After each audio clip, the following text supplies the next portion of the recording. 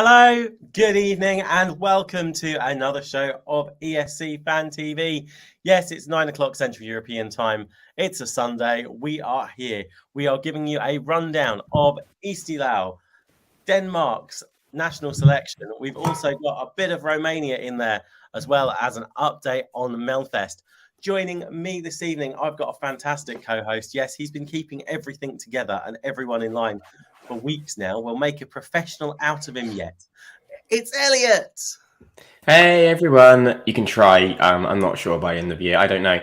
But I am embracing what the busker said last night, and I am more comfortable in my sweater, so let's go. I'm looking forward to this, to be honest. And plus, I'm very cozy right now. What's not to love?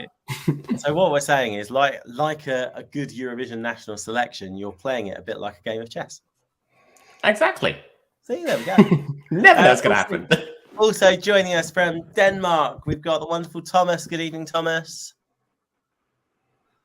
Good evening, guys. What a crazy weekend. I took a shower, got my best clothes. We're ready. Hey, that's what we like to see. Also joining us, we've got Sean. Hey, Sean. Hello, first time this year for me. Hi, everyone. And Elliot's kind of just stole my joke, so I was about to go, hang on a minute. I feel better in my sweater. It's going to be one of those nights, isn't it? I can just tell. You wait for it. Also joining us, we've got Tristan. Good evening, Tristan. Oh, he needs to take himself off mute, though. Old habits die hard. Oh, there we go. Yeah. Thank you. See you shortly. Good night. Hey, from Portugal, we've also got David. Hey, David. Hey, I'm back. It's been 1 week off, and now I'm returning. So. Hey, see, this is what we like to see. You know, we love some regulars on the show. Sadly, Phil and Michelle have taken a week's holiday this week. I mean, what's all that about? Crazy. And also joining us, we've got from Denmark, we've got Nicholas. Good evening, Nicholas. Good evening. Nice to be back. Seems that there's a lot of fire and weird things going on in the Eurovision fandom at the moment. Looking forward to talking about all of it tonight. Or, well, some of it. I don't think we'll get to all of it, but some of it. Fire, we're just talking about people's fiery opinions. That's and let's face it, the Eurovision fandom is very used to fiery opinions. Now, don't forget, guys, as always, make sure to like, comment, and subscribe. Click the notification bell. You'll find us on YouTube, Twitter, and Facebook. Okay. Also, don't forget to comment throughout tonight's show. I'll be in the chat room. Elliot will be in the chat room. We're doing a bit of a tag team kind of thing going on here. So it's bound to all end up as a total mess. Yeah. We'll get there. Anyway, Elliot, you're it. Bing. Tag. My turn. So let's start with one of the main national finals from last night. It was Dansk Melodi Grand Prix, the Danish selection. As always, an interesting night. 8 songs, obviously, and 3 went through to the super final, and they had a winner. And for once, we actually had a bit of controversy from Denmark going into the show. Yeah, little old vanilla Denmark actually had a bit of fire to it before the show, which I swear never happens and probably never will happen again. But as I said, we had 8 songs, very of varying styles and success, I think it's safe to say, yesterday. So before we just jump into it, Nicholas, we always bring you on for this show, and we always ask you the same question. So I'm going to ask you again. From a production standpoint, did DR do a good job last night? Fuck no. They really did not do that. That's why we bring you on. This was for someone, you know, who always tries to bring out the message that in Denmark we are great at producing television. You know, we don't always have the best songs, but at least we can put on a show. Fortunately, we didn't do that last night. And I don't know what happened. I don't know if it was the fact that it was being held in Arena Næstved, in a town where about 2 people visits for fun every year. So it's not like it's a place where you really want to go to have a party. But that's besides the point. It was a small arena that obviously gave some issues, but the whole like technical team of it just seems like they had just thrown all the talent out the window. There were so many technical mistakes. The app voting, which is all over the news today, where it's just like no one really like believes that you can really trust the results like going into the super final because it was all just so messy. I've seen dedicated Dansk Melodi Grand Prix fans being mad at DR this year. It's not going well here. So, I mean, sure, we'll get to some more positive when we talk about the winner, because I do think the right song won, but the show, it wasn't great. Oh dear. And yeah, for those who don't know, the app crashed last night, which caused it to overgo the running time of last night. But the problem was everyone watching who wasn't in Denmark and was watching it through with the stream that DR put up just kicked in the geo block as soon as their scheduled time was meant to end. So none of us actually saw the winning reaction. That's why we've got Thomas and Nicholas here, because none of us actually, I had to rely on the Eurovision TV to tell us who won last night. Unless you found a link on Twitch. I watched it today, which I did not, because I had too much else going on. So I was like, sod it, someone can tell me when it happens now.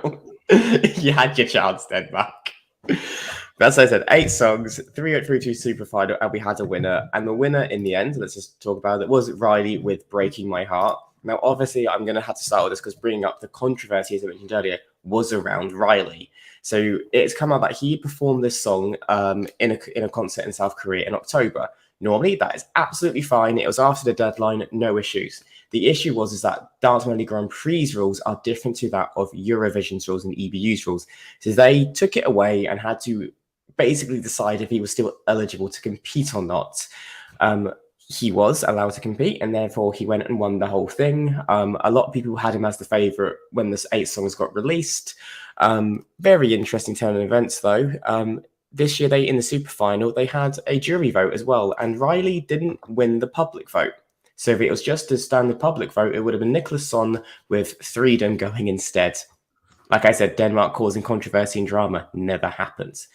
Thomas, let's come to you firstly. As a Dane, this was your selection. What did you make of the 8 songs and the 3 that were in the super final as well?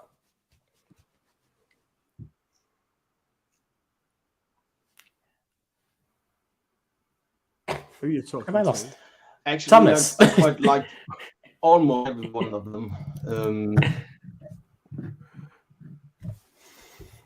I don't have it. Can you hear me, Thomas? Is me lacking or no? Yeah, I can hear you. Can you hear me? Good. Yes.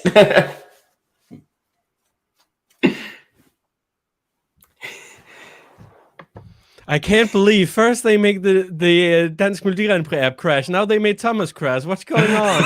Someone needs to sort out Danish internet. This is going so well.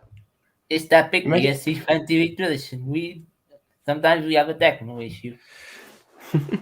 Well, whilst Thomas is checking out his connection, and hopefully we're back to us shortly, I'm just going to subvert that question to Nicholas instead. So I'm coming back to Nicholas again. As a Dane, what did you make of your selection, and what did you make of the winner and the super final? Yes. So I think, like, in terms of songs, I was a lot happier with the selection that we had this year. We had a lot more songs that felt current, and I think a lot of them performed well. A lot of them sounded well as well. That's always been an issue in Dansk Melodi Grand Prix. I feel like that we often get in singers that don't have a lot of experience going into it. So you get those like shaky vocals, you get those who feel a little scared on stage. I don't feel like we had that this year. And having only 4,000 people in the audience probably helped as well. But I think it was a nice selection of songs. I was very shocked that I Was Gonna Marry Him did not make it into the super final. The fact that it didn't even make it into the top 3 of any of the votes, the SMS votes or the regional votes, I don't think anyone really understood that system, but there was it's like a system to it. And when you got into the app, you had to register what part of Denmark you lived in.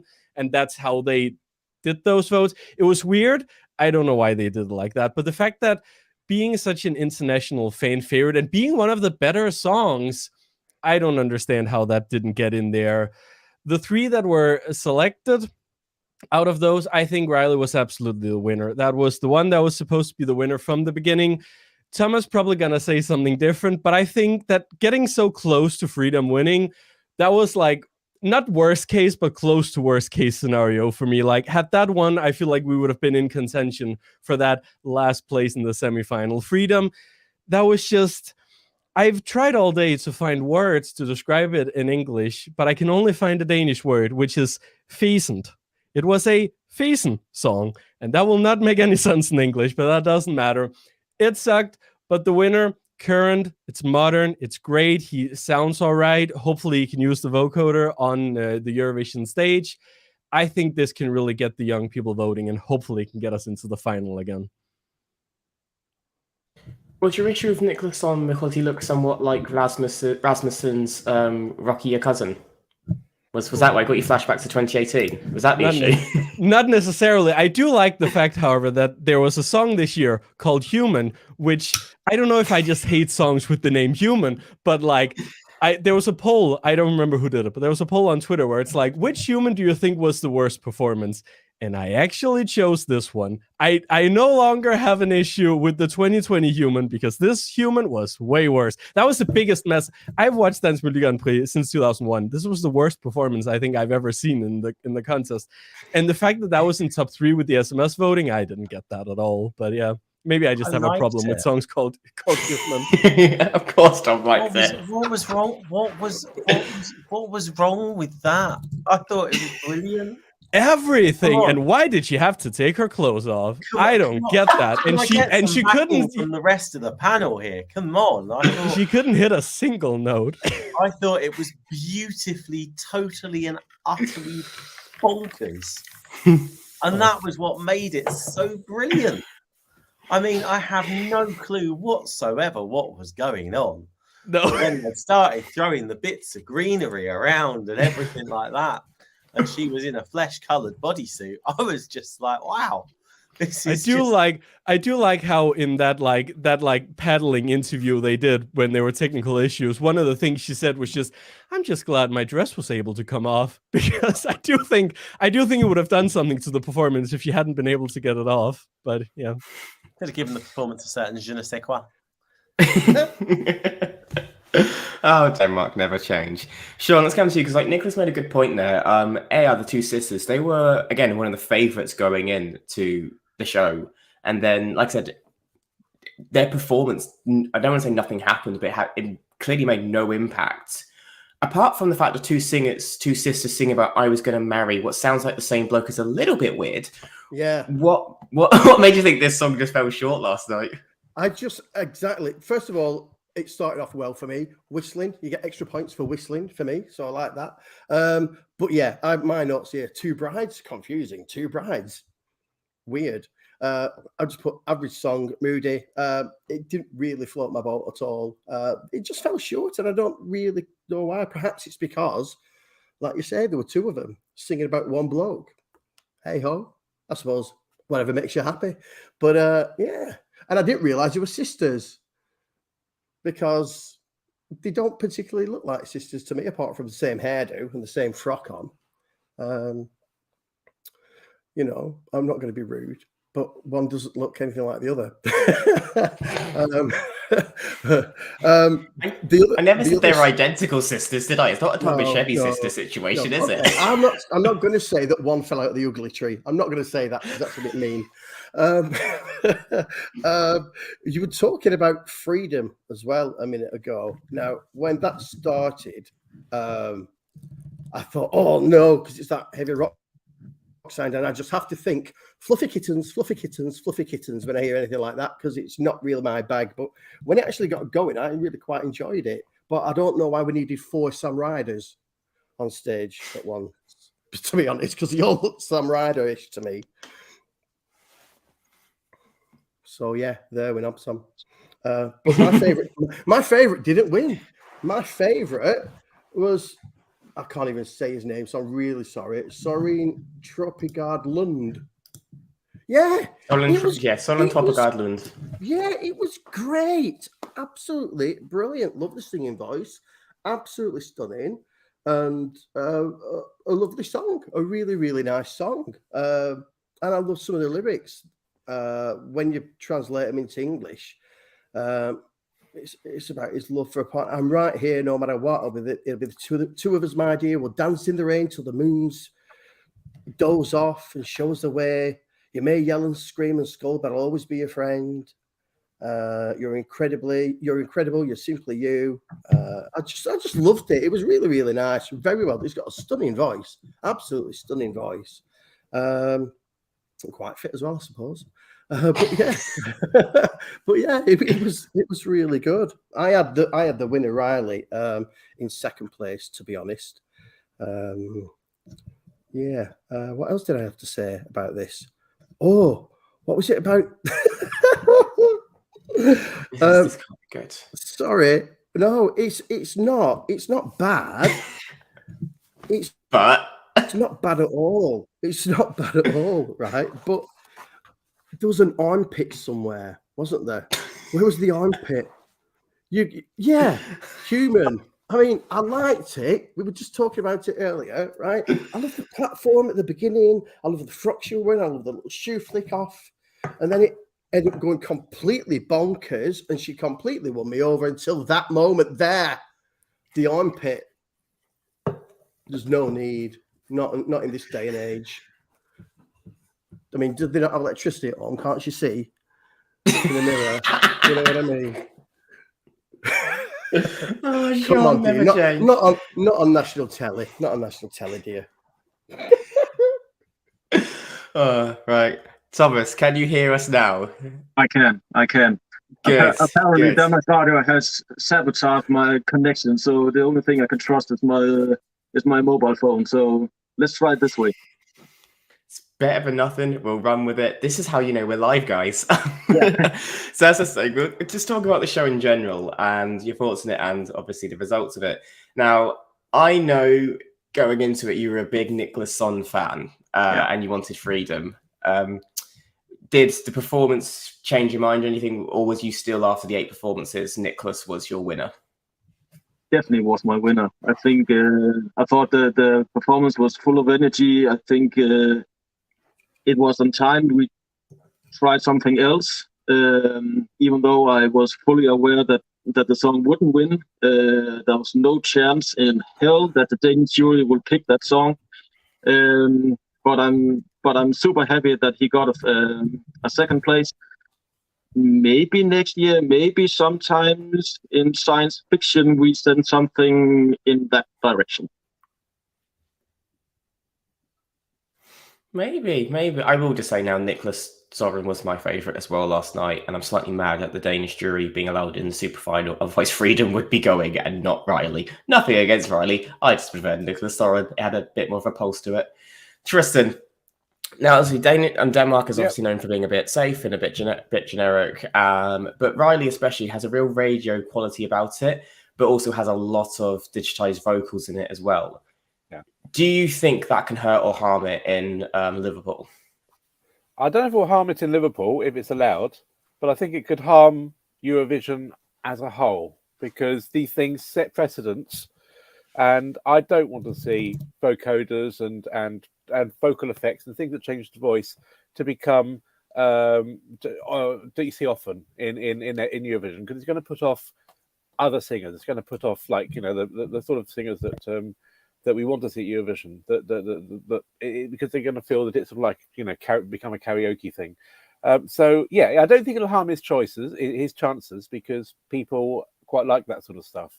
But I think it harms Eurovision as a whole, and I think the whole thing started with Joust in a few years ago, because they used a sort of like a synthesized voice in their song, and really since then it's become quite. We're getting it quite a lot. I don't like it. The one good thing I will say about Denmark, which I liked last year as well, is the fact that they use real orchestra. Because I mean, it's only really Italy and Portugal that were doing that, and it's quite interesting that a Scandinavian country, or one of the Nordic countries rather, is using an orchestra. And I think even the bands were using their own real instruments, sort of like rather than backing recordings. So it seemed very, very live, and that I do like. Although you couldn't see the orchestra as clearly as you could last year, they're much more obvious because they were up on stage at the back, whereas here they were sort of like hidden a bit. But it's nice to see an orchestra. I thought the show last night was a bit disappointing. Riley was actually my second last, so I wasn't very happy. My favourite before watching the show was Human, but as everyone has said, she was pretty poor last night. But it's still my favourite song. And my second favourite was Soren song, which was lovely. So quite disappointed overall last night. I suppose this will do quite well in Liverpool. I think it might scrape through. It depends on. It's in the first half, so it really depends on the quality of the other songs and whether it's sort of like first or second on the night, or whether it's sort of like nicely in the middle. But yeah, it's okay. Okay, David, just round us out for us. What do you think about Dansk Melodi Grand Prix in general, and the quality of songs they had to select from this year? Yeah, I didn't. I think I arrived later to watch Dansk Melodi Grand Prix. As I pointed that despite the problems the art have, because it was a smaller venue, less people, that the stage was very good for the type of arena they were using. But yeah, I didn't listen full songs, so the recaps was kind of my theory, because Denmark sometimes I felt closely, sometimes I felt in the last couple of weeks I didn't follow Denmark as much in detail. But yeah, I think Denmark made probably the safest choice, because it was one of the favorites. We understand, if you're the favorite, you expect to win. Obviously, shame then the sisters didn't get it this final, but the staging changed everything. Probably theirs were kind of more like the basic for the ballot, obviously, I think. But yeah, despite that, I don't have any more comments to say about Denmark, but hopefully Denmark can do well, because it's now it's going to be a full terrible semi-final and anything can change. So I think, but the thing is they choose but the good things about him is he has the big following. He has already performed around the world, and probably it's going to be a big thing for them. But depends the position he's going to get in the semi-final. And of course, being less countries, chance of qualification a little bit bigger, but the chance of not qualification also is going to be bigger. So depends if he's going to do. It's going to be things. Going to be the vocals. If the thing vocals are going to be staying, let's see the preparation, because it's a long road there. We are in the middle of February, and it's going to be like 3 months of preparation for him for Liverpool. Hope Denmark will do better, because 2 years enough qualification, they have to do something, and I think let's see if this year can be probably a turnaround for him. Let's see. Thank you, David. And Tom, just round out your thoughts on this, and we'll kick off this last little section on this. On what do you think Riley can achieve in Liverpool? As I said, he's in the first half of the second semi-final. He's got some friends as in Iceland and Estonia in there as well that could push him through. But what do you make of the show? What do you think of Breaking My Heart, and how high can Riley finish in Liverpool? Well, he's not going to win, but at the same time, he's definitely going to make the final. I think he's going to get quite a teenage vote, to be honest. And I think that is part of the thing. I think, I hate to break it to you guys, I just don't think we're the target audience for this song. And I think that's possibly part of the problem. I like the song. I think it's got a lot of potential for it. I thought the final on the whole was quite good. You had the delightfully bonkers human entry that I was quite a fan of. The one I was really disappointed that didn't do better was Soren, actually, because I thought that actually deserved to make the top three. I genuinely thought it did deserve to make the top three. I thought it had a really nice simplicity to it. I thought the guy had a lot of stage presence there. And I thought, in actual fact, it's one of those songs, and I'm not normally into the second chance contests that much, but I have to say, the second chance contest this year, I'd love to see Soren's song up there, because I think there's a real potential there.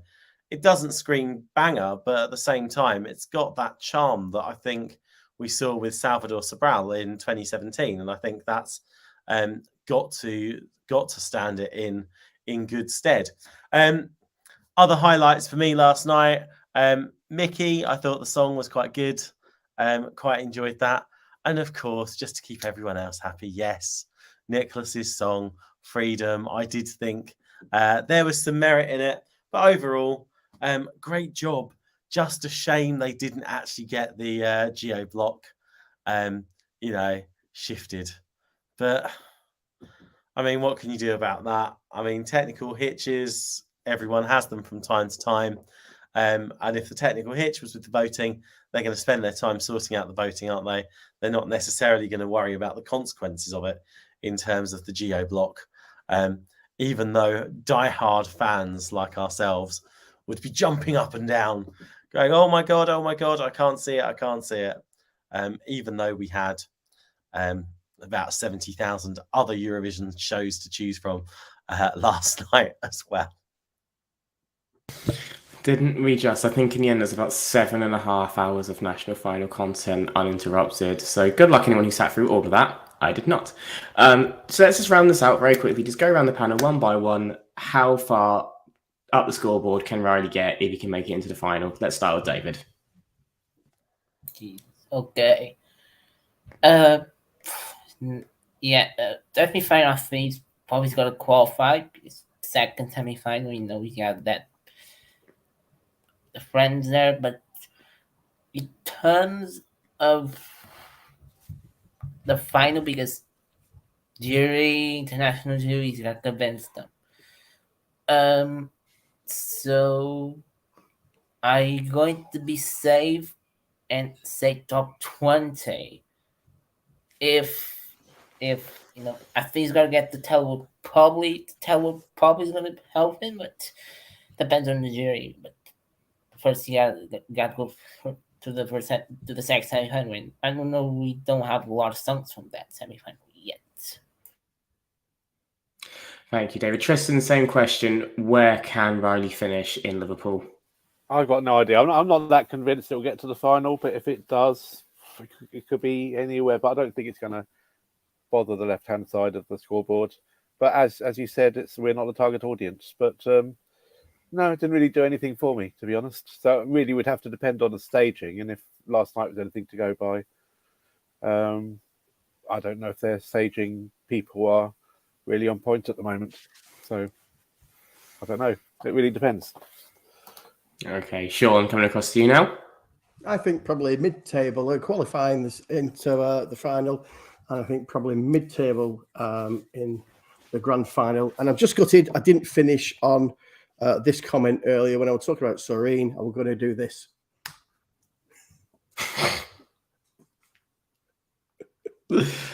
Sorry.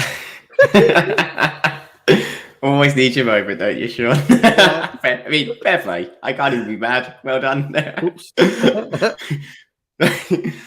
Thomas, let's come to you now. And you can be as biased as you want about your home nation. I mean, the UK always are. But so how far do you think Riley can do? And do you think he's got the support of the Danish public as well?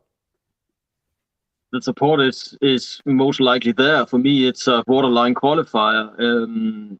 If the young people can find their mobile phone and send a text message, maybe he will qualify. But for me, it's borderline. And if he qualifies, I think he will struggle with in the final. Lucky top 20. Okay, Nicholas, just lastly, where do you think he can do? I can see you got your Faroe Islands flag there, so... I just remembered, like, halfway through this chat that I do own a Faroese flag, and I wanted to bring it because none of us talked about it. It is the first time that the Faroe Islands are being represented at the Eurovision Song Contest, so let's be happy for that as well. I think that's really nice. I'm going to be bold here and say that I think this could do top 15 in the grand final. I don't think it's going to struggle to qualify because I think that this is very current. If anyone has ever followed what's going on over in K-pop world, this has a lot of that K-pop energy. And if they can do a little bit more with the staging and he can do that promotion, which I think he can do because he has those TikTok followers, he understands how to use social media. There's going to be a big push there. If he can do that, top 15. I mean, I would love a top 10, but I'm not gonna sit here and be confident about that. But top 15, I think we can do. I hope so, at least. And weirdly, I'm going to agree with Nicholas. I think it's going to qualify. It's got that massive radio chart appeal in the song instantly. It's got quite a hooky chorus. And I think it can reach the top 15. It won't be easy for Riley, I don't think at all. But it's definitely got potential there. And obviously, it depends what it's around. But I do see this advancing because it's got a very modern pop feel. And as Thomas alluded to earlier, if the kids can pick up and find their phones, this is the song they're going to vote for because it's the one they're going to be singing. I sense there's a real appeal with that. But that is Denmark. Yeah, Dansk Melodi Grand Prix. You were another weird and wonderful show for another year.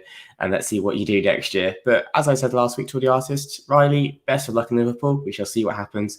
And now I'm going to hop across the Nordic Sea to Estonia and hand over to Tom. Over to you now. And for the record, I reckon it's going to be 10th to 15th, Elliot. Just going to throw that one in there. I asked you at the start what you thought Riley could do. It's not my fault you skewed that bit. Well, just saying. Just throwing it in there. Obviously, I normally hang on your every word, but, you know, sometimes there's a bit of slippage. Anyway, last night in Estonia, in Tallinn, yes, we have another entrant, Alika Bridges, is going to be representing Estonia this year. Now, you may remember that some predictions were made amongst some of the ESC Fan TV panel about who was going to get into the top 3. Elliot, do you want to just remind us of your top 3 prediction for that? I said Ollie, Sissy, and Alika, and I said Alika would win if she was in that top 3. You did. I hate it when he's right. Is Elliot's music taste always wrong? Well, we shall see. The test of time. But tell you what, let's go straight over to Sean. Sean, the top 3. It was Ollie, Bedwetters, and Alika last night. Were the top 3 your top 3? No, they weren't. I had Janek, House of Glass, at my favourite. I really liked it. Really liked it. Good, strong vocals. And then it, you know, went into a bit of a dancey pop song when it started off as a ballad. I just really enjoyed it. Ollie was my second with Venom. What did I put there? Can't even read my own writing, to be honest. I just thought it was a really strong song. Loved his voice. Poppy side of rock. I just didn't mind it at all. And Alika was my third with Bridges. Those were my top 3. A special mention. I really quite liked. What's it called?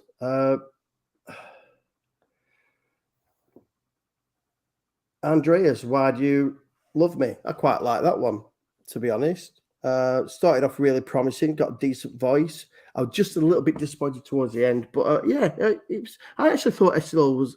I'd not seen any of the heats. This is the first show that I've seen of the whole thing. I thought it was quite a strong lineup, to be honest. So yeah, not much else to say, to be honest. Do you know what I find scary, Sean, is that we seem to be very aligned. Because my top 2 were Janek and Ollie. Really? Just in the different order, which I think is quite interesting. Yeah. I mean, the Bedwetters, I think, raised their game from the semi-final.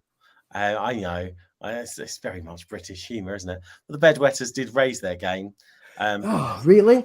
I mean, somewhat waterproof, I thought. I just thought it was short of piss poor, to be honest. But they did make it through.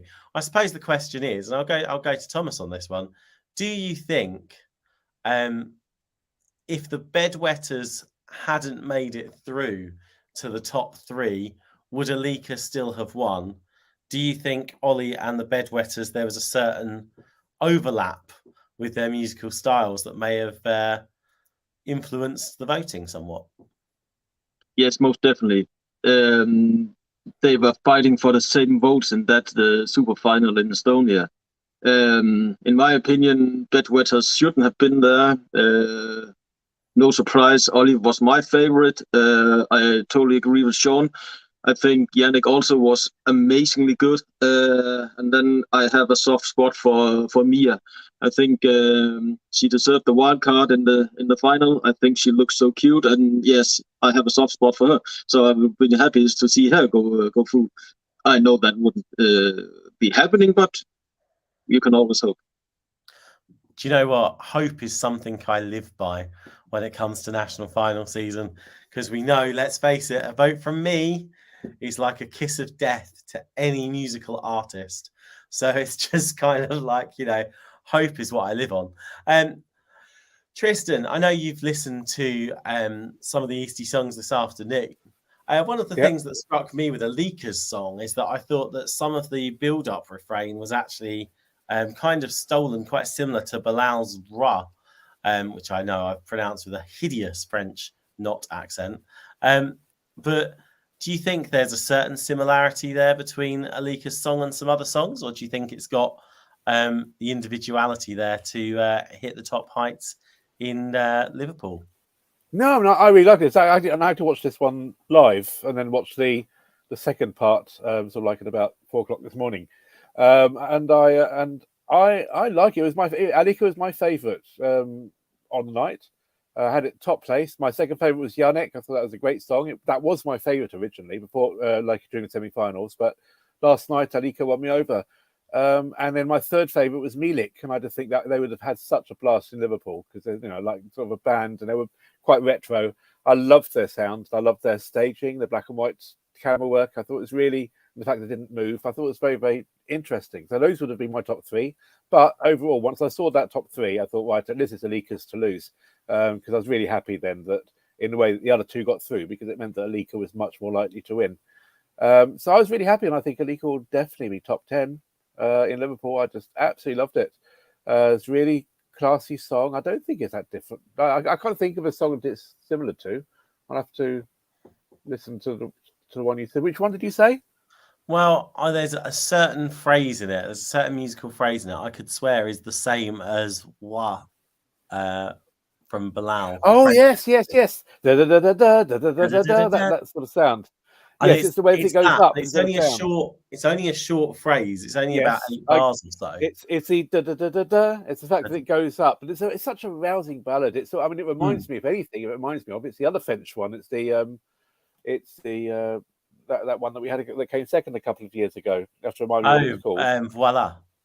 Voila. There was that kind of like performance with just her owning that stage, and then and then addressing the viola player. I mean, it was exciting. It was just her on stage and the violinist or the viola player. She just filled that stage, and it was brilliant. And it was a really rousing performance that reminded me of Voila more than Bah. But you're right. That little bit of da da da da da, because it goes up instead of down. That's and repeats itself. That is reminiscent of Bah. You're quite right. I don't think it matters though, because it's you can't. Every song's got to have a slight similarity to another. I'm just gonna pull up Martin's comment here. Martin says, "How many voters will know this, Tom?" It's not my fault. I'm a Eurovision obsessive, Martin. So I'm sure some people in here would have picked it up as well. Tristan was, straight away picked up on what I was going for. And I'm sure the rest of the panel was just behind me as well on that. Elliot, you may now be smug for 10 seconds. Go. I was right because I had my reason. No, like I said, Alika, she was the biggest name in the selection. She won Estonian Idol in 2021. She released musical last year. She's only 20, but she's a huge staple name. And then equipped with Verta Hardy, the producer of Arcade, it was always going to be a very interesting, stunning ballad. Staging was very interesting as well. And the second she was in that super final, I don't think it mattered who she was against. I knew she was going to win it. She didn't win it by a landslide. It was actually quite close, but I knew that just because of who she was and the fact she had gained this popularity in the public, she was going to win that. And it's a fantastic song, and it will do very well in Liverpool. I love it. It's my favourite of the 15 we've got so far. No shame to say it. Loved it from first listen. Still love it now. Yeah, I'm going to be cheering on Estonia, I think, this year. You've also got fans in the chat room this evening. I don't know what it is. I mean, there's a first. Every year you seem to pick someone up. So Samuel, good evening. Hey, don't say like I picked them. It makes it like I've gone searching for these people. And yes, I've had Gustav messaging me saying that he's laughing in his bed at all of this. So meh. Love it.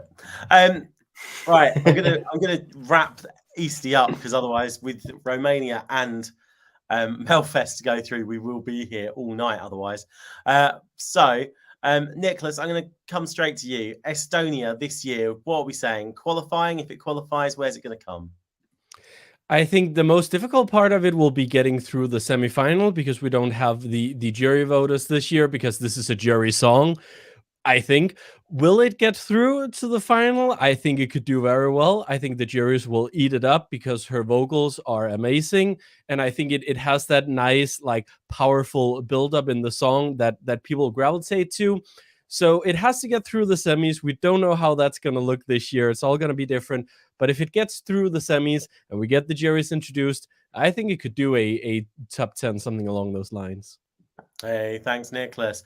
David, where do we see this going? Qualifying, yes or no? Yes, come on. One of the best vocals of this year's Eurovision, like 20 years old, and that voice is fantastic. Hey, and so yeah, where's it going to end up? Between top 5 and 10, this is top 10 potential. Hey, love it. Brilliant. Thomas, where's Alika going to end up? I think she'll definitely qualify. I totally agree with Nicholas. It's candy for the jury. She will definitely get high points from there. The struggle will be, can she convince the public in the semi-final? And as Nicholas said, can she do that? It's going to be a winner. Me. Sean, what about you? Oh, tricky one, isn't it? Because we don't have the juries in the semis, and it's such a jury, strong song. I think it'll qualify. And it will probably do quite well in the final. I'd say potentially top 10.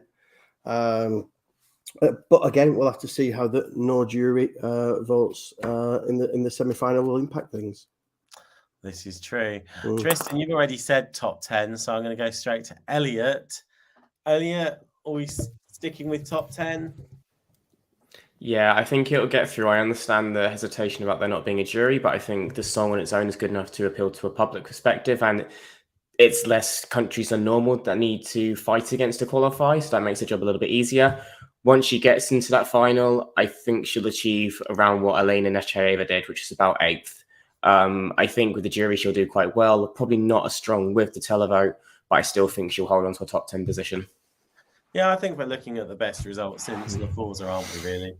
And that's what I think.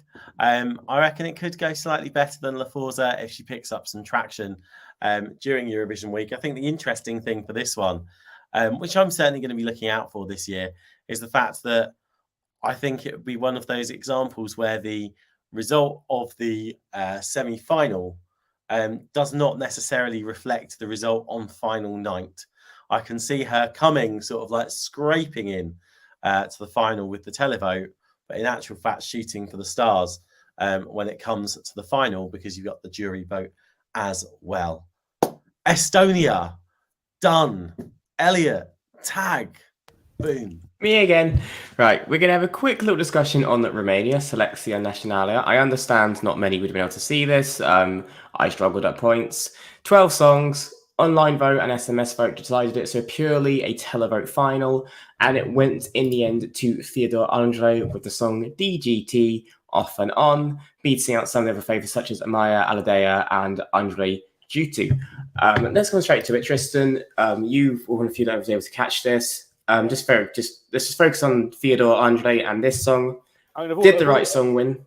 Of all the shows last night, it's the only one I couldn't watch. I was up until 9 o'clock this morning watching them all, and I was normally TVR are really good at putting the shows up straight away on their website, but they didn't. So I had to go onto YouTube, and then it was the only one that I saw the results before I watched the songs, and that spoilt it for me because I really like to watch the whole show without knowing the result. So I was already sort of like quite annoyed about that because I then had to sort of like watch all the songs knowing who won. It wasn't. I mean, in the end, it was actually my third favourite of the Romanian selection. But it's quite shouty. But overall, of all the songs that we've had, it's my bottom of all the songs that have been selected for Liverpool so far. It's right down at the bottom, which doesn't say very much about the Romanian show. I thought that was one of the poorest Selectia Nationalas that we've had in years. I really miss the times when Cesar was presenting it from a salt mine in somewhere or other. They were great shows. This I just felt was. It was just. I think the staging was quite poor. I thought it was quite boring. You know, just with the LED screens. They didn't try hard enough, and I don't think this really stands out. And of course, it's in the first half of the semi-final. He's a bloke. There's 3 other blokes already in that semi-final. You've got the Belgian guy. You've got Cyprus, which we haven't heard yet. Andrew Lambrou, and you've got Victor Venikos from Greece. And they're all in that semi-final, and obviously we still don't know what Iceland's going to choose. And the first semi-final, you never get more than 4 going through. Normally 3 from the first half of the semi-final. I don't think it will get through, really. I mean, because I think Belgium are definitely going to get through, and I think Denmark might get through, and Estonia is obviously going to get through because that's a fantastic song. So I don't see it getting through, really. It was just not that great. I mean, if you want my favourite last night of the Romanian songs, was actually Amia by Puppet, which is kind of swing sound to it, which was quite nice, but it didn't blow me away either. Even that would have failed to qualify, I think. So overall, a disappointing show from Romania. I'm just so glad that I watched Croatia live because it would have been impossible to catch up on that afterwards. So I made the right choice. And that was a great show, and hopefully the rest of you will get to see it as well. I won't spoil it for you if you haven't seen it.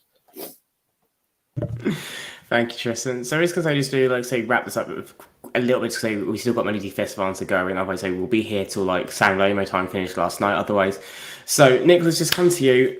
Your thoughts on this entry and what can it achieve in Liverpool? Yeah, so let's start with the first bit.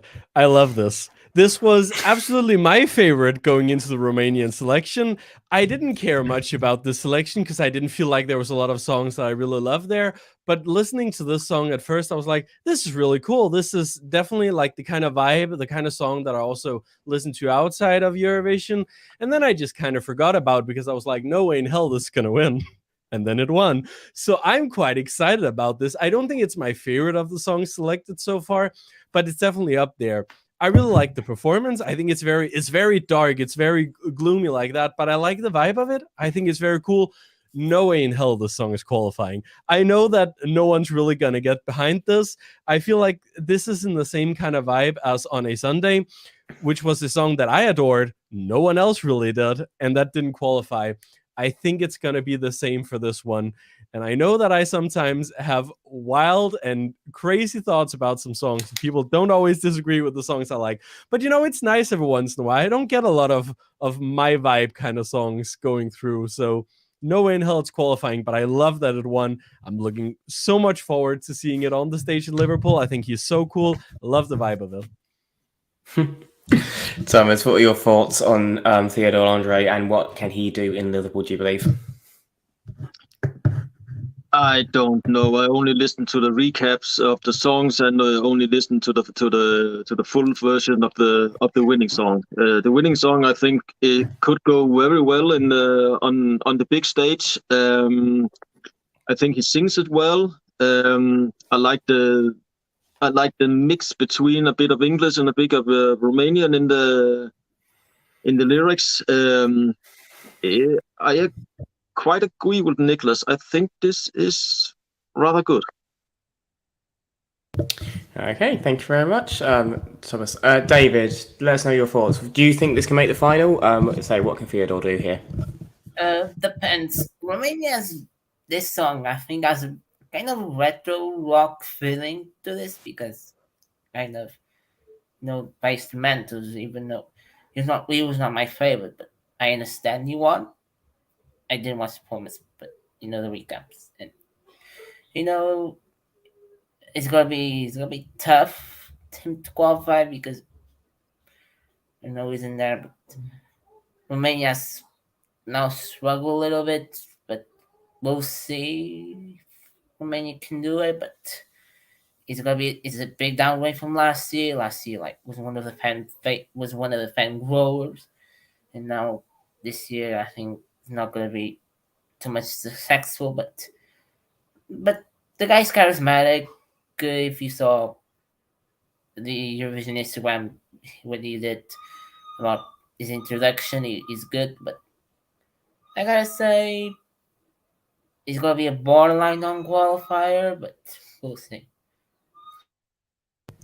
Thank you. And Sean, I said he's a bit of a character on stage. He's definitely got a bit of a quirk about him. Do you think that can help him in Liverpool? Nah. It's a song contest. No. I really just flipped through it this afternoon and I stopped at the songs that I like. So I didn't really stop at all, to be honest, because I think this song was probably one of the best of a very weak selection for Romania this year. Song 4, Ocean Drive, what was that all about? Did you see the backdrop? I don't know what was going on there. Some sort of, I don't know, it looked like some sort of video editor or something. I don't think that was meant to be there. I think that was all a big error. But yeah, I didn't enjoy much at all about what I saw that Romania had to offer yesterday at all, I'm afraid. And I don't think this will qualify in Liverpool for the final. Sorry. Oh, no. And Tom, wrap this up for us. How do you feel about this song? He's a bit of a character. He had some lovely Beetlejuice trousers on last night, I must admit. But what do you think about going forward with this? I think it sums it up where the only thing I really noticed was the fact he had a T-shirt that said "Make Love Not War" on. I think it's got potential. Unfortunately, it's one of those songs I listen to, and I think having qualified with such a great song last year, and I loved the Romanian song last year, and I thought it got a really unfair rap actually last year, Romania, because I think last year lots of people were writing Romania off and it didn't deserve to be. This year, sorry, that's all I can say. That's so British of you. Just apologise and walk away. Yeah. No, I'm struggling to see this in the finals, to be honest. There's nothing wrong with it. However, it needs that jury push, more so than like the likes of Alika. I think this is harder to grasp from a televote fan standpoint. I think juries would appreciate this sort of style and his voice. I don't think the televote is going to. So I think it is sadly gonna just miss out. Could be wrong. Happy to be proven wrong, but I don't see it in the cards yet for Theodore, unfortunately. But that was Romania. So they said short and sweet because there was so much going on last night. We weren't able to catch most of it.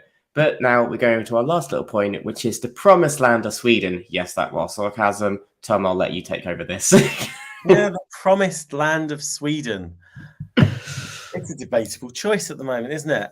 Last night in Sweden, we saw Maria qualify automatically with Never Give Up. We saw Teos go through to the second chance round, which I think was quite a shock. And we saw Victoria, sadly, bow out. I'm going to start by asking my panel about the bottom 3 songs. Was it deserved to see them out? I'm going to have to go straight to, I know, my biggest Melfest fan in the room, which is Sean. Have you defrosted from last week yet, Tom? I have, just about. Had to put the heating on. Crikey, it's cost me a fortune to defrost at these prices. Don't go there. Yes. What do you want to know? Bottom 3, were they deserved? Should they have got through to the second chance round? What do you reckon? I don't want to say. I mean, looking at the top 4, I think it's probably the right result. Although I am a bit disappointed for Victoria because I did like All My Life. I love the shimmer effect on the camera and the stairs and yeah, and the good camera work. It was brilliant, really, really good. A really strong start to Heat 2 when last week was a tad disappointing, I have to say. Although the atmosphere in the arena was absolutely electric. It was just like being at the final. Absolutely no let up at all in the atmosphere. Being an audience member. One thing I am disappointed at, I suppose now, last night when I was watching it, I don't know how you pronounce his name, bless him. Uji Brandilius. Yeah. With Grytan. I mean, it started. Well, I just lost some light. It started, and I thought, what the fuck is this, right? Because it was just bonkers. Absolutely bonkers. And I thought, what the hell? So I had to look up, and Gustav mentioned, it was, I can't remember, it was just on our chat room. I think Gustav mentioned that he loved the lyrics. So I've looked up the lyrics and what the song's all about. And it's crazy. It's about a guy who has guests around for a dinner party and he's making a moose stew in a pot. And he burns it, and he burns the pot, and it makes a right mess. So he says, never mind, we'll order pizza instead. So they order a load of calzone pizzas. It's the most bonkers song ever. And one of the lines in the song translates as, this fucking pot is totally fucked. and now I've actually got a real good affection for that song now. I wish it had gone through. But yeah, absolutely bonkers. Loved it. As far as the top four are concerned, I thought Teos might actually qualify right through to the final. I thought it was really, really good last night.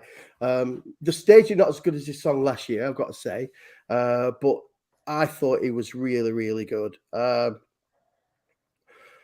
others, On My Way, Panatos, yeah, great song. What else? Tennessee Tears. They've never been to Tennessee, I take it, from what I can gather. A good, strong, upbeat song, country vibes. I put that as my third of the night. So yeah, my top four. I Am Maria Sir was actually my fourth, to be honest. And the only one I've not really mentioned is Eden. And the song Comfortable, I just put How Uncomfortable, to be fair, because I didn't like that at all. But yeah, I have to say, Eden's song did pass me by somewhat last night. Yeah. But Marisa never give up. I suppose a worthy winner. Co-wrote by Laurel Barker, of course, who's in the competition as a singer later on, isn't she? Next week. A bit repetitive, I've got to say, but that's just Laura Barker's songs in general. I tend to find. This is true. Now, Elliot, Gustav said also, Elliot, I told you about Victoria. Yeah, so all week, Gustav has said this was Victoria's weakest entry that she submitted. And I was like, well, I still think she could do quite well. I hadn't listened to it because I don't listen to Milfest until the Saturday night. And I'm a huge Victoria fan. So to see her not even advance to the second chance semi is gutting because I love her. And I didn't actually think the song was that bad. If anything, she just needed wider flare trousers, to be fair. Go full disco, why not? But as I said, like, this is quite damning for Victoria because not only has she gone direct to final in her other 3 attempts, she's won the semi-final every time. She did perfect Melfest records until last night. But this just says it all. Like, you've got a subpar semi-final last week, and then you've actually got 5 decent songs, well, 4 and a bit decent songs last night. Like, well, one of these is going to miss out. And it makes you question, why wasn't Victoria just put in the first heat? Just move her across for someone else, and then she would have gone through. But the other two, Uya and Eden, they were the weakest two last night. Eden, lovely girl. Like I said, her voice wasn't strong enough and the staging wasn't impactful enough for that song, as you said. So it just passed you by. It's like, this needs something else and I'm not getting it. And Uya, yeah, it was a bit balmy and bonkers. And that's partly why I love Melodifestivalen, that it isn't a variety show. And it does give you the weird, the wacky and the polished. And this was definitely the weird and the wacky. But at the same time, I was like, I don't know who's going to vote for this, but at the same time, this is something I see like a British sitcom or like comic relief that we do. It felt like a piss take, and now the lyrics kind of like embody that as well. But he looked like he had a lovely 3 minutes. Okay. I'm going to go to Nicholas on this because, you know, mainly because last night I was watching Dansk Melodi Grand Prix, and with the voting system, I was like, what the FC UK is going on? It's a bit like watching Melfest every week at the moment as well. What do you reckon with this voting system in Melfest, Nicholas? Is it working?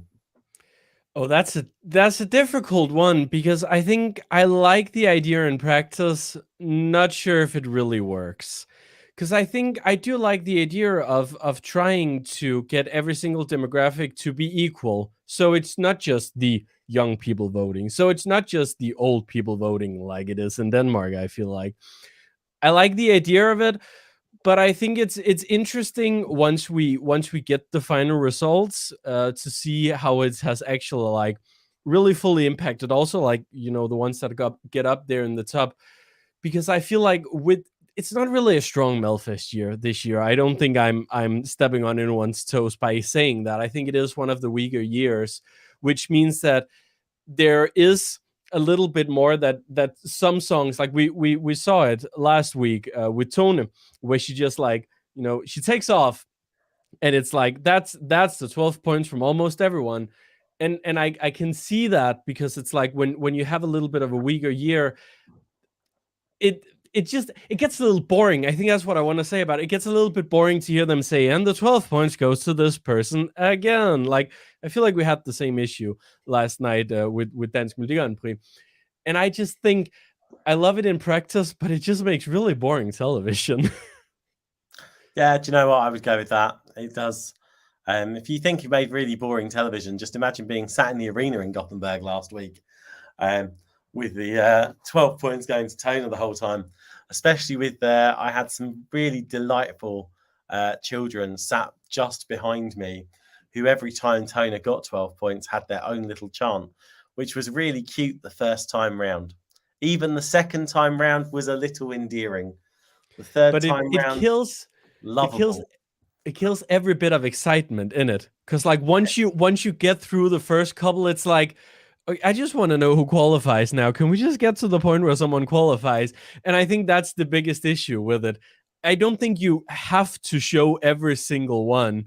I think you could maybe group them together or something. I don't know, but it's too long. Yeah, no, point taken.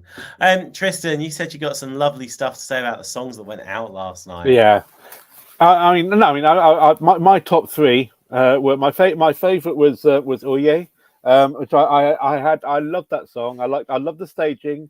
I had no idea what it was about, so thank you, Sean, for translating lyrics, because now I love it even more. So I was so sad I didn't go through, because it was fun. It was just, I didn't know what was going on, but I liked it, and it was a nice.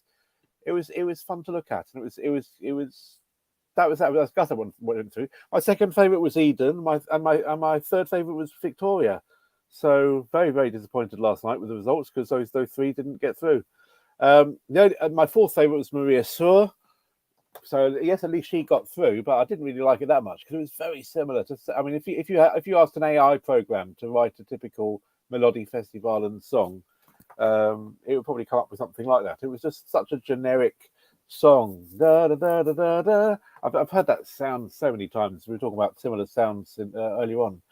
So no, I mean, last night, apart from Oye was different and exciting and fun and wacky. Apart from that, it was quite a disappointing show, I'm afraid. I'm never going to look at a crock pot in the same way again. Yeah. I think after knowing the translation to that. Yeah, so I was very overall. I was disappointed. I don't think we saw the Melodifestivalen winner last night by a long shot. True. Thomas, let's come to you. Did the right two go through direct to final? So we had Panatos, On My Way, Maria, Never Give Up. Did you agree with Sweden's choices last night? In general, yes. The only song in Heat 2 in Melodifestivalen last night that moved me, that touched me, was Maria. I think the rest was the middle of the road for me. It was very beige this year, this heat. So anyone could have gotten the other spot for me. Okay, and David, wrap this up for us. Have we seen the winner of this year's Melodifestivalen yet? Not yet. Nothing. No. I think it's been a week start for Melodifestivalen because they tend to do well. But last night I completely skipped Melodifestivalen because of what happened last week. But I think the result was kind of Marisa was qualifying was expected. I really like Victoria, but I saw the comments. She's a tremendous singer. My 2016 is my I love 2016 and her entry from 2016, and one of my Melodifestivalen's favorite entry. And I've been actually 2016 was the first year I watched Melodifestivalen, particularly in the final, and Sweden has to change it up because it's Sweden is a power. They are powers, but something that's kind of like has to be is doing the same formula. I think there's a predictability. Is always this predictability. I think Melodifestivalen is trying to lose the crown to be the best national mind. I think my favorite from second final. I love Pantos. I think I just remember the 2016 entry. I love them because they are a diverse group. But they are he's a good singer but also a good dancer from see. But I think Sweden has to do something. I think in Eurovision, if they pick probably a song, I think they need a non-qualification to just because we are in this post-Björkman era, and SVT Svenska Television, they have to do something to Melfast. They have to change things up. This voting method is not working because the group ages and then they're announcing it. I see that. I think they're just a bit too comfortable, aren't they, at the moment? And Vanya said Sweden needs a non-qualification to shake things up. And Niels responded, it happened once and it did. I think the shame of it is it for all of us. I think we've seen Anna Bergendahl. I know a number of us have seen Anna Bergendahl. Sean, in particular, is looking forward to seeing Anna Bergendahl in a few weeks' time. Yeah, I'm going to meet her. So overexcited. But I think just disappointing that the non-qualification happened with her, I think, is what I'd say. For me, last night, strongest song I thought was Panatos, On My Way. I thought that deserved not to go through the voting myself. I thought Maria was too repetitive for my liking. I'm sorry. I would have chucked her in the second chance round and given her place to Tails. But I'm biased. I'm sorry. I think the issue is, and I'm going to say this very quickly, Sweden love a story. And from the minute Maria Serve was announced and we had her story, she was going to go directly for. I didn't think she was going to win the heat when we heard her song, especially against Tails and Panetos. But because of her story, which they had heavily laid on in that VT as well, I don't want to say it was obvious, but I can't say I wasn't surprised. But I'm also disappointed that Sweden keep going for the sob story. They did it last year with Andrew Spagger about his stage fright, even though the song, going to be honest, and sorry, Sean, I know you love Bigger Than Universe, was awful because everyone panned it apart from Sweden. And I don't know how it won the televote last year, but because he's a nice guy. Burst into flames in a minute. Get out! That's fine. But the same's happened here. It's a generic song which probably took Laurel 10 minutes to write, and don't kill me, Laurel, sorry. And it was repetitive and generic with nothing going on stage. And yet Sweden think that's the best song from last night when we've all just said collectively three or four other songs we would have put ahead above it. Like even Tennessee Tears, which none of us has mentioned, was a real barnstorm of an impressive song. And Maria's, I don't think is going to do anything in the final. So to go back to Nicola's point, kind of wastes this whole voting thing, because it's like, oh, well, she's won, but it's not going to do anything. But there's going to be this big thing about, well, she won the semi-final, and it's just a bit like, but did she win or did the song win? And that's the issue. Yeah, very good point. But next week, Melfest continues, and we will be looking at Melfest again next week.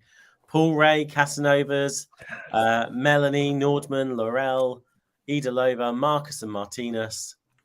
What is there not?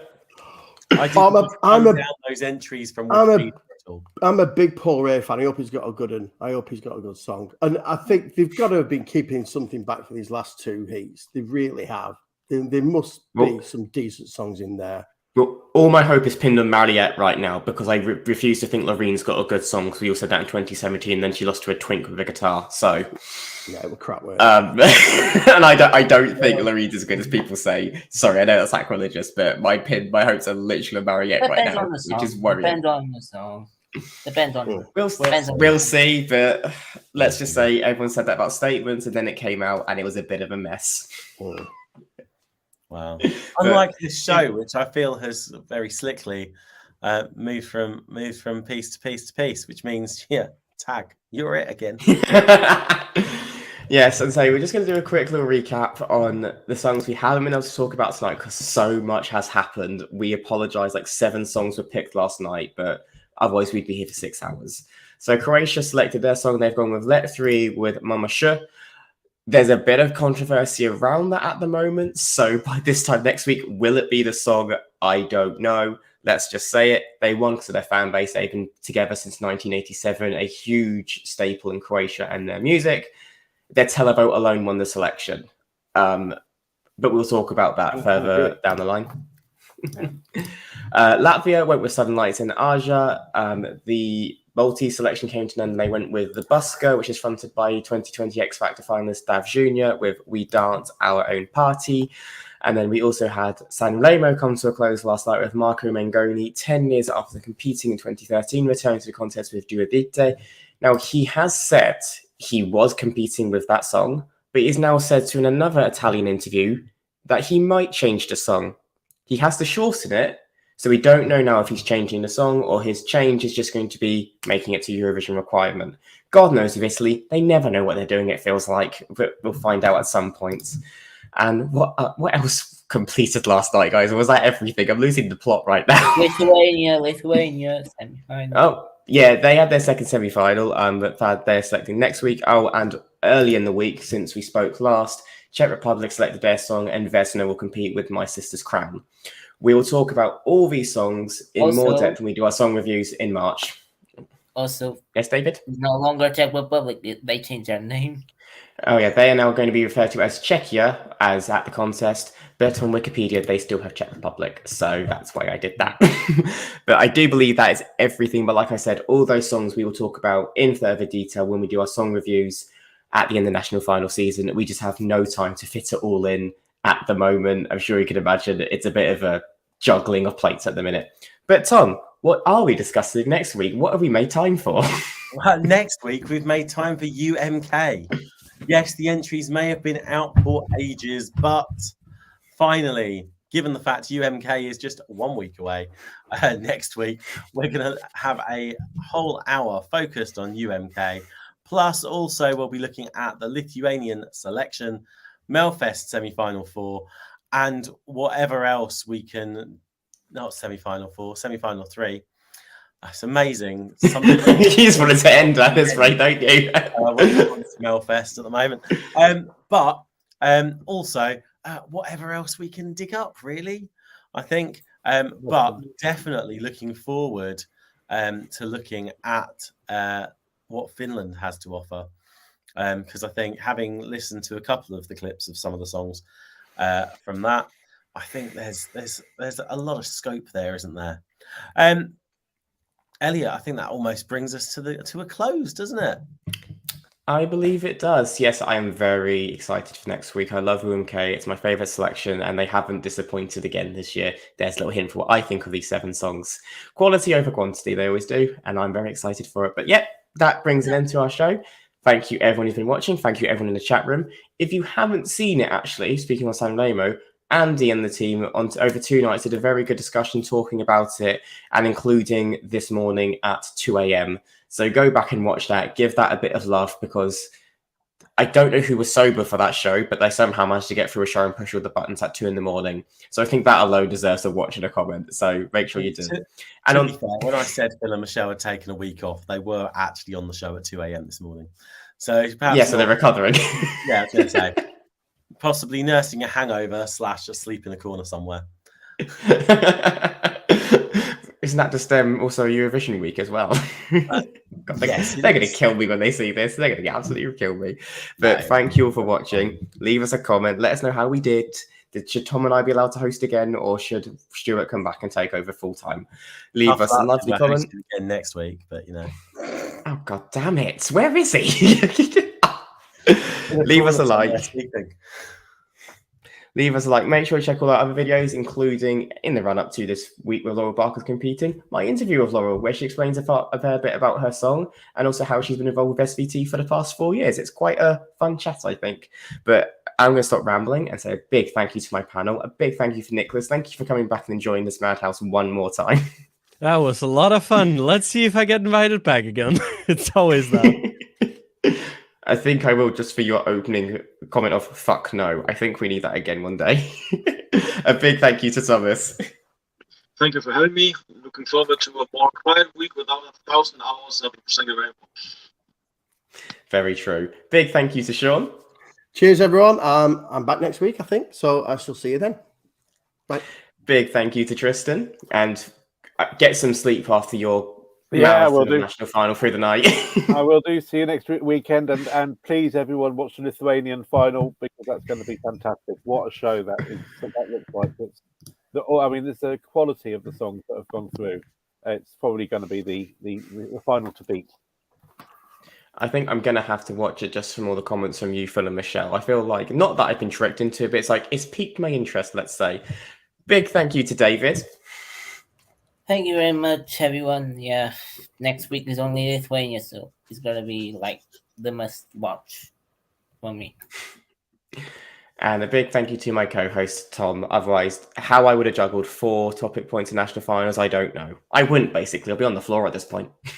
It's fine. Do you know what? Tag team, it works, doesn't it?